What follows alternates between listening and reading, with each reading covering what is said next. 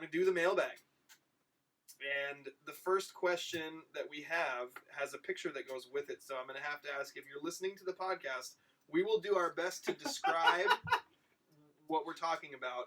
But if you go to either our Facebook or our Twitter page, there is a picture of a bunch of pieces of bread with numbers on one side and letters on the other. That and on the video, I'll put it on the video. I was really thinking more of just our podcast listeners.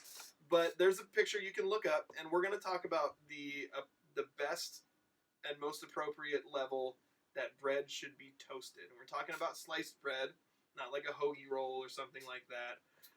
But you got numbers on the sides and you got letters on the top, and so it's just you can go through and line up the letter with the number and figure it out. So I'm going to go to Shawn first. Shawn, you tell me, what's your ideal toast level? Well, the ideal toast level is somewhere around an E5 or a F6, somewhere right in there. But I think anywhere is acceptable on that longitudinal line that goes from 8. Is that a longitude or I don't know. The diagonal line. Diagonal line, yeah. That goes from 8 to I. So anywhere that's right there, not too far though on the lower side of that diagonal. Okay. But right there, you really want a good, nice, golden, little bit darker than golden brown on a good piece of toast. See, I think what you're describing is a little dark for me. And also I'd have to say that Zach, the guy who gave me this question, said he's been asking people all week. Mm-hmm. I don't know why. He's been asking people all week, and found out that there's a very wide range of what people think on toast. Like, some people want it burnt, dark, black. Right. And some people want it like almost just like bread. Like, maybe you get a tiny little bit of brown on it, but you want it to be mostly soft. So there are a couple of different variables that you need to consider. One is, the whole idea of toast is for one purpose and one purpose only: to eat as much butter as you possibly can. Yes. And so it's a vessel for butter. It is a vessel for butter. And so it has to be toasted enough that it's solid enough that you can spread butter across the surface and not tear up the bread. Okay. But not so dark that all you taste is carbon. So those are the variables in what you want in good toast. And so, but you don't want carbon, but you do want that toasty caramelization, what a chef would call Maillard reaction flavor. Okay. So that's what you're looking for. And so, I didn't know that was a thing. Yeah, I learned something new. Maillard reaction.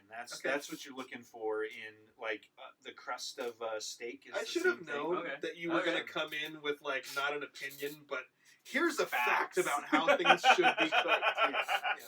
Facts. By the way, and we're going to go back into this bread thing in a second, I need you to settle something for me, okay? Because last week we made a kind of a geographical flub. Oh. And then it was pointed out to me by one of our listeners that, hey, you guys are idiots, okay? So I don't think we ever gave any evidence that we weren't, did we? No, we didn't. I didn't argue with it. Okay. But what he said basically is we were talking about Baltimore. Uh-huh. And Andrew said something about Ohio or something, and it was like, that's close to, what was it? Weren't we talking about Michigan? No, we were talking about Baltimore. Which is not in Ohio. So you were not close, and I think I said something about Maryland. Yeah, that's where Baltimore is. Right. Yes. So, but we weren't talking about, I don't think we were talking about... We were talking about UMBC, University of Baltimore, Maryland County. Oh. And then you made some kind of reference to a state that was not anywhere close to it. And then you immediately laughed at yourself. And then I said, no, Baltimore is kind of close to New England. and I thought I was right. And then I was talking to a listener of the show, and he was like, no, you're dumb. You have to go through 3 states to get to New England from Baltimore. Shawn, you're a geography expert, okay? I need you to settle this for me. Is it an accurate statement to say that Baltimore, Maryland is close to New England? So, I'm going to preface this with this statement, is that on the West Coast, we have a different idea of what a long ways is as opposed to the East Coast. Okay. So, is Vancouver close to Portland? We would say it's relatively, Vancouver, BC. Yeah. It's relatively in the same region as Portland. I agree. I would get, and it's both the Northwest and something like that. Baltimore is probably, I know it's the southwest part of BC, but yeah, it's the Pacific Northwest region. I would venture to say that Baltimore is as close to Connecticut as Vancouver, BC is to Portland. And so, technically speaking, you are not wrong. But if I went to the East Coast, if you went to the East Coast and said that, you would be labeled as ignorant of the local area. Like you do not, if you're in Baltimore, you do not even think about like going up to New England and back in like consecutive days. I mean, it just you wouldn't do that. Oh, is New England north of Baltimore? Yeah.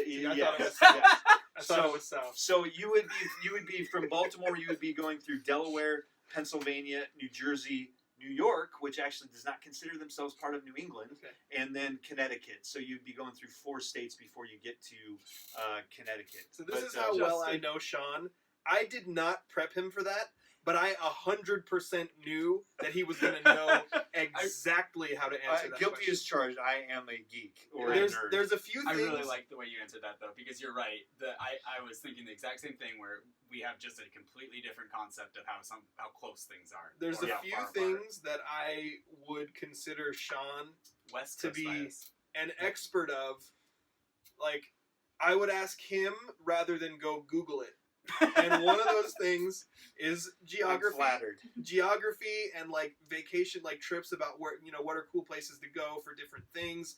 The other one is weather.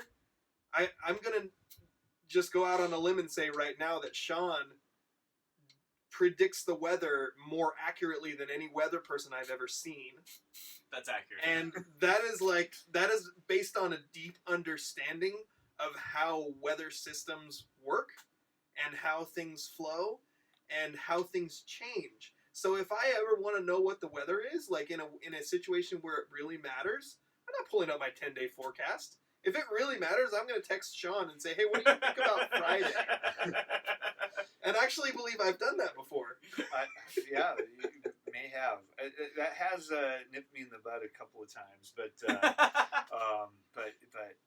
yeah, I think that I do get how the weather systems really affect, especially coastal Washington. I pay a lot of attention to the coast of Washington. Now back to toast. Back to toast. Okay, so you described something that's kind of a golden brown, and the ones that you're looking at, like, basically the golden brown covers the whole piece of toast. Mm-hmm. Like, there's not a lot of white left there. Yeah. See, I like mine.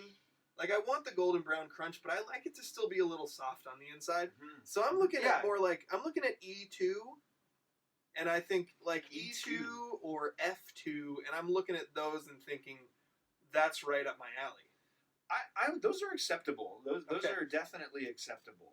Yeah, E2, F2 are good conveyors of buttery goodness as well. I also don't. Yeah. I found that, like, if, let's say, for instance, my wife is making, it's a quick breakfast day and she just cooks a bunch of pieces of toast and then everybody gets some, I will take the most burnt pieces because I'm fine with them, but if I try to feed them to the kids, they're going to complain for an hour.